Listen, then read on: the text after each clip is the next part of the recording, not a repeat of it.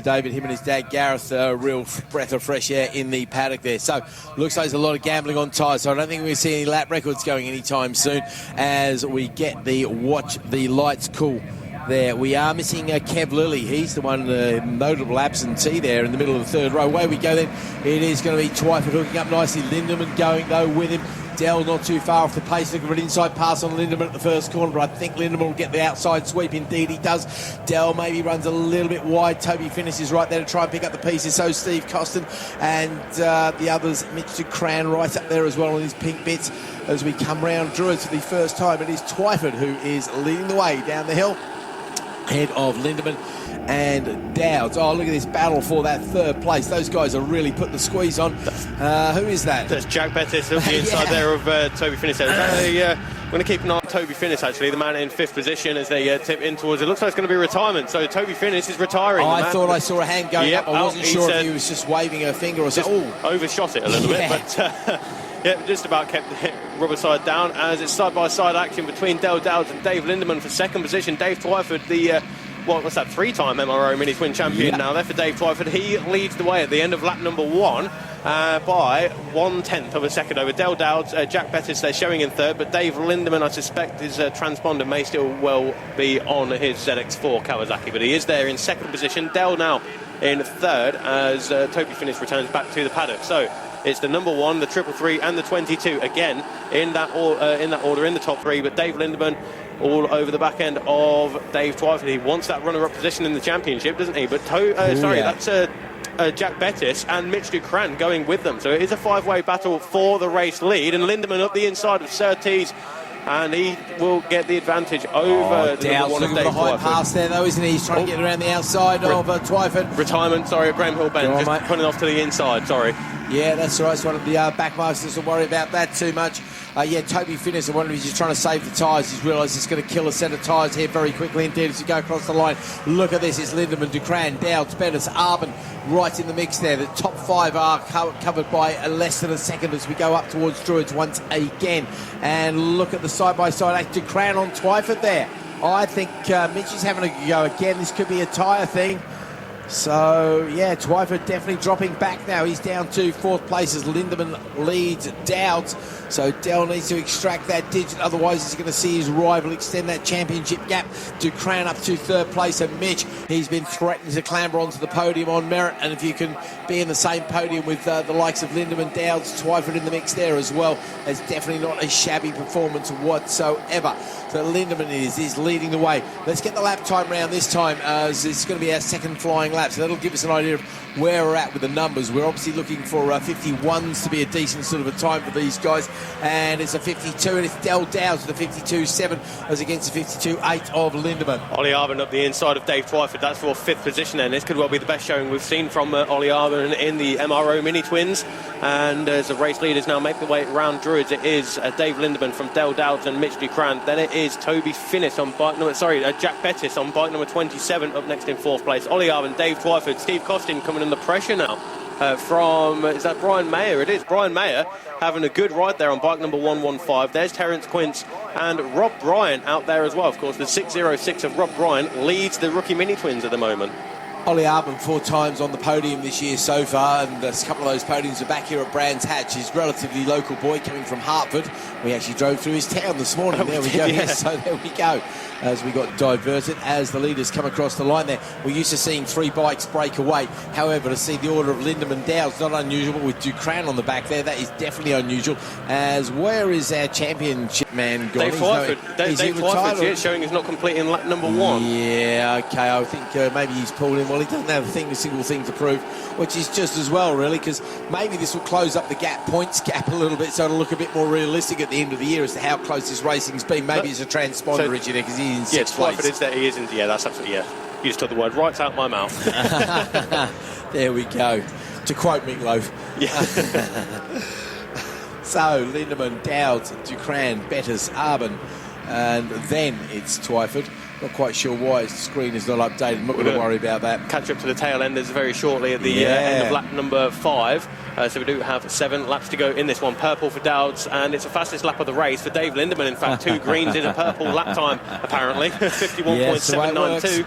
for Dave Lindemann. He extends his advantage by a tenth of a second or so to 0.329 as they make the way. Oh, they're into the mix now with the tail ender, and it's going to be Dave Lindemann around the outside. Del Dowds gets to the inside. Oh, good move. Yeah, Dowds does have the outside line, but we saw yesterday Dave Lindemann is just so good in towards Graham Hill Bend, but Del Dowds has it covered.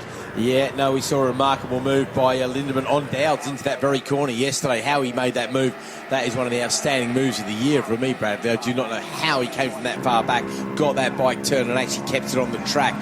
So I think Dowds knows damn well he's got a fight on his hands. But I tell you what, I think Mitch DeCran wouldn't mind a slightly bigger trophy for the dashboard for the drive home. Dowds comes across the line. I don't think he's looking over his shoulder. He knows his rival is there. Lindemann from a long way back has a look into Paddock Hill Bend. Can't quite manage it there, but he's got a bit more corner speed than Dowds as they hit the dip at the bottom there. These two are starting to extend the gap to half a dozen or so bike lengths between themselves and DeCran. You can forget about the rest. Not sure who that is. That Jack Bettis in fourth place there now still. Yeah, that's right. Yeah, he's a long way out, having a bit of a lonely ride. We come into Graham Hill where we see Lindemann so strong, but fair play. Twyford matches him blow for blow. DeCran's still in the mix there. He's just a little bit further back, maybe half a second or so, but it's purple through DeCran this time. So DeCran is definitely trying to close that gap as Dowds continues to lead. We get to Clearways. We're going to have the back marker shuffle coming up. We're only 7 laps into this 12-lap race. That back marker will come into play very shortly, possibly by Druids on this lap as Lindemann pulls out of the toe of Dowds, tries to pull his way side by side across the line, separated by 0.017, and it's DeCran with the fastest lap of the race there, a 51.639. He's going to get a nosebleed going at that speed. Fantastic stuff. And it is up to the back marker there, and Dowds goes now.